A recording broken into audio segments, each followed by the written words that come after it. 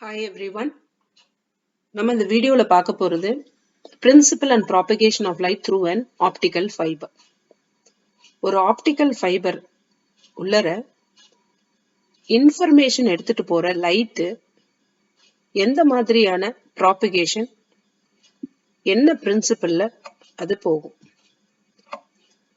ஒரு optical fibre அப்படின்னா அதுக்கு 3 இம்பார்ட்டன்ட் பார்ட்ஸ் இருக்கணும். ஒன்னு இன்னர்மோஸ்ட் பார்ட் கோர், அதை சுத்திலும் இருக்கக்கூடியது கிளாடிங்.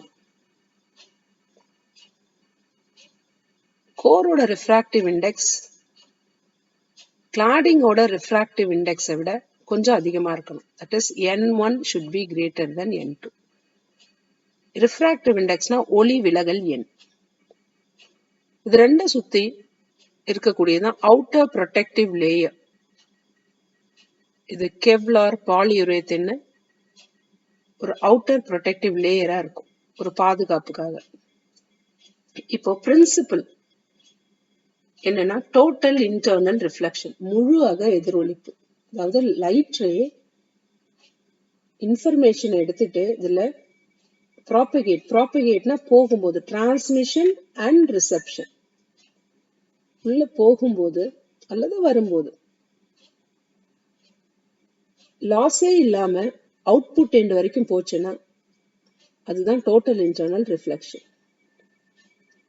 இது நடக்கிறதுக்கு 3 கேசஸ் பத்தி நம்ம எக்ஸ்பிளைன் பண்ணணும். First case, the angle of incidence made by the light ray, if it is less than the critical angle, what will happen? என்ன நடக்கும்? ரெண்டாவது case, if the angle of incidence made by the light ray is equal to the critical angle. Third one, the angle of incidence made by the light ray if it is greater than the critical angle. Critical angle அப்படின்னா என்ன அப்படின்னா, நம்ம இப்போ ஒரு optical ஃபைபரை இப்போதைக்கு assume பண்ணிக்கிறோம். அந்த optical ஃபைபர்ல core cladding, இதை நம்ம இப்ப பார்க்க போறோம். கோர் கிளாடிங் இப்போ ஒரு ஆப்டிக்கல் ஃபைபர், இதுதான் அந்த ஆப்டிக்கல் ஃபைபர்னு எடுத்துப்போம். இது அதோட சென்ட்ரல் ஃபைபர் ஆக்சிஸ். இந்த ஃபைபரை, இந்த கேபிளை நம்ம ஏர் மீடியம்ல, இந்த ஊடகம் எடுத்துக்கிறது காற்று, இந்த ஊடகத்துல நம்ம இங்க வைக்கிறோம். என்ன இதே ரிஃப்ராக்டிவ் இண்டெக்ஸ் ஒளிவிலகல் எண் கோரோடது n1, கிளாடிங்கோடது n2. கிரிட்டிக்கல் ஆங்கிள் அப்படின்னா என்னன்னா, ஒரு லைட் ரே வெளியே இருந்து உள்ள வந்து படுது, அத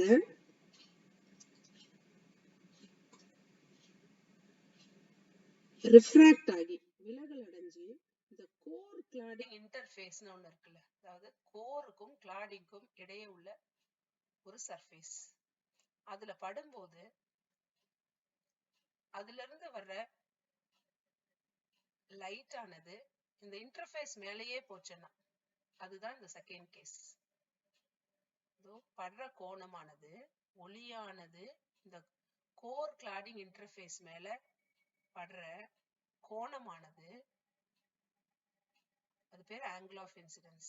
If it is equal to the critical angle, அப்போ ஒளியானது அந்த இன்டர்ஃபேஸ் மேலே போகுமா, கிளாடிங்க்கும் போகாது, கோருக்கும் போகாது. இந்த கேஸ் 2 தெரிஞ்சிருச்சுன்னா கேஸ் 1ம் கேஸ் 3யும் ரொம்ப ஈஸியா இருக்கும். கேஸ் 1 என்னன்னா, இந்த மாதிரியான ஒரு கோர் கிளாடிங் இன்டர்ஃபேஸ், இந்த XX' தான் ரொம்ப முக்கியம். இந்த வெளியில இருந்து வர்ற ஒளியானது ரிஃப்ராக்ட் ஆகி இந்த கோர் கிளாடிங் இன்டர்ஃபேஸ்ல பட்டு கிளாடிங்ல ரிஃப்ராக்ட் ஆகி போயிடுச்சுன்னா, அதாவது the angle of incidence made by the light ray, படுகோணமானது கிரிட்டிக்கல் ஆங்கிள் விடவும் கம்மியா இருந்ததுன்னா கோர் உள்ளார லைட் வராது, கிளாடிங் உள்ளார, அதாவது கோருக்கு வெளியே லைட் போகும். அப்ப இன்ஃபர்மேஷன் டோட்டல் இன்டர்னல் ரிஃப்ளெக்ஷன் படி போகாது, ரிஃப்ராக்ட் ஆகி போயிடும், விலகல் அடைஞ்சு வெளியே போயிடும். So the information is lost. இது எப்போ படுகோணமானது கிரிட்டிக்கல் ஆங்கிளை விட கம்மியா இருந்ததுன்னா. இதுவே கிரிட்டிக்கல் ஆங்கிள் அப்படிங்கிற கோணத்திலே பட்டுச்சுன்னா இது இந்த கோர் கிளாடிங் இன்டர்ஃபேஸ் மேலே போகும். மூணாவது, இப்போ ஒரு ஒளியானது, ஒளிக்கற்றை, ஒளி இழை அப்படின்னு எடுத்துக்கோங்க. அதே எக்ஸ்பிளனேஷன் தேர்ட் கேஸ் சொல்றோம். வெளியில இருந்து வருது, கோர் கிளாடிங் இன்டர்ஃபேஸ்ல அது படுது.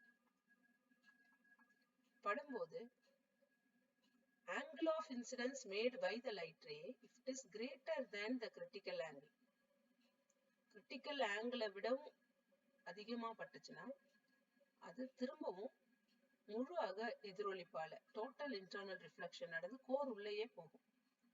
திரும்பவும் இங்க அதே மாதிரி கிரிட்டிக்கல் ஆங்கிளை விட அதிகமா படுகோணம் இருந்ததுன்னா திரும்ப டோட்டல் இன்டர்னல் ரிஃப்ளெக்ஷன் நடக்கும். இப்படிதான் உள்ள ப்ராபகேஷன் நடக்கும். ப்ராபகேஷன்னா ஒளி உள்ள போகிறது. இது ஃபைபர் ஆப்டிக்கல் கம்யூனிகேஷன் ப்ராசஸ்க்கு இதுதான் பிரின்சிபல், டோட்டல் இன்டர்னல் ரிஃப்ளெக்ஷன், முழு எதிரொலிப்பு.